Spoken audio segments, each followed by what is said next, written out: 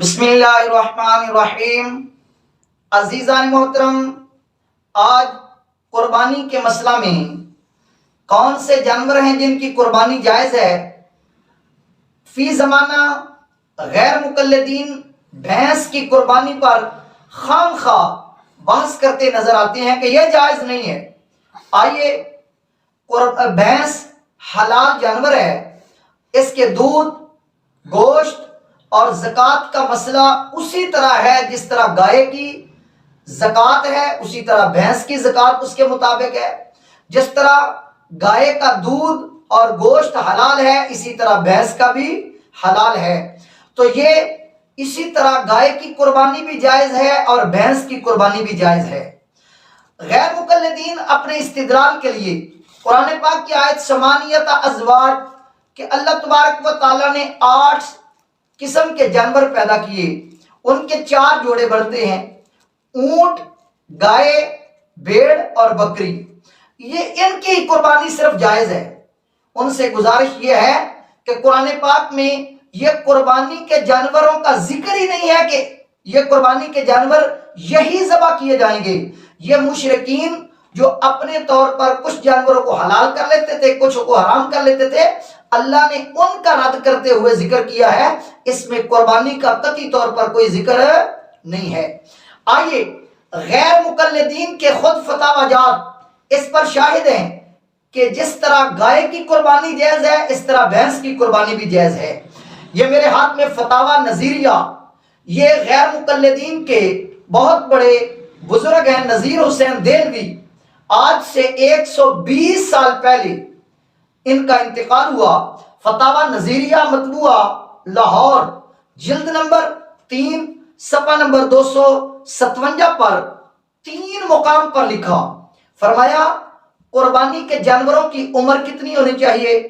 فرمایا پہلی بات کہ وہ دوندہ جانور ہو، اگر دوندہ نہ ملے تو اس کے لیے پھر کیا معیار ہے؟ تو نذیر حسین دہلوی فتاوی نظیریہ صفحہ نمبر 257 پر لکھتے ہیں کہ گائے اور بھینس 2 سال مکمل اور تیسرا شروع ہو تو ان کی قربانی جائز ہے۔ تو ان کا گائے کے ساتھ بھینس کا ذکر کرنا اس بات کی دلیل ہے کہ ان کے نزدیک جس طرح گائے کی قربانی جائز ہے، اس طرح بھینس کی قربانی بھی بالکل جائز ہے۔ آئیے، دوسری شخصیت غیر مقلدین کی ثناء اللہ امرتسری، جس کو اپنا غیر مقلدین سردار کہتے ہیں، یہ فتاوی ثنائیہ جلد اول صفحہ نمبر 209 سے سوال شروع ہوا کہ کیا بھینس حلال جانور ہے، اس کی قربانی جائز ہے یا نہیں؟ تو اس کا جواب دیتے ہوئے کہتے ہیں قرآن پاک میں جہاں حرام جانوروں کی لسٹ ہے اس میں بھینس کا ذکر نہیں، لہذا بھینس حلال جانور ہے اور اس کی قربانی یہ جنس بقر گائے میں داخل ہے۔ تو جس طرح گائے کی قربانی جائز ہے، اسی طرح بھینس کی قربانی بھی اس علت کو مانتے ہوئے جائز ہے۔ یہ 1934 کا ثناء اللہ امرتسری غیر مقلد کا فتویٰ ہے اور فتاوی ثنائیہ میں بھینس کی قربانی کو جائز قرار دیا گیا ہے۔ آئیے، یہ تیسری کتاب غیر مقلدین کے ایک حافظ نعیم الحق ملتانی، یہ بہاولپور کے ایک ادارہ کے شیخ الحدیث ہیں غیر مقلدین کے، تو انہوں نے پوری کتاب بھینس کی قربانی کے جواز پر لکھی اور نام ہے بھینس کی قربانی کا تحقیقی جائزہ۔ تو انہوں نے پوری کتاب میں دلائل کے ساتھ قرآن، سنت، تفاسیر اور متقدمین مفسرین فقہا کی کتابوں سے ثابت کیا کہ جس طرح گائے کی قربانی جائز ہے، اسی طرح بغیر شک و شبہ کے بھینس کی قربانی بھی جائز ہے۔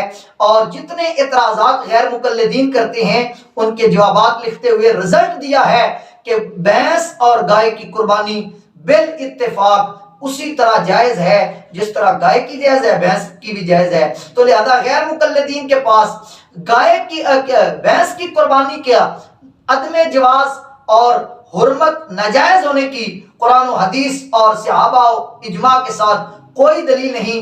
یہ بلا وجہ ان کو اللہ تبارک و تعالیٰ سے خوف کرنا چاہیے اور مسلمانوں کو انتشار سے بچانا چاہیے، خام خواہ انتشار کا سبب نہ بنے۔ اللہ ہمیں عمل کی توفیق عطا فرمائے۔